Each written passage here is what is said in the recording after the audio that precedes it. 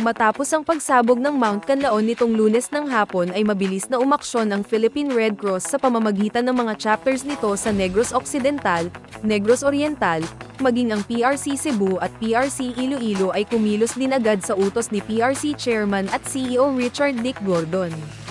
Nakipag-ugnayan ng PRC sa PDRRMO sa Negros Occidental in particular para sa mga karampatang suportang nais nitong gawin. Maliban sa mga staff and volunteers ng PRC ay agad na nai-deploy ang mga food trucks at water tankers bilang agarang tugon sa pangangailangan ng mga kababayan natin doon na apektado ng nasabing sakuna.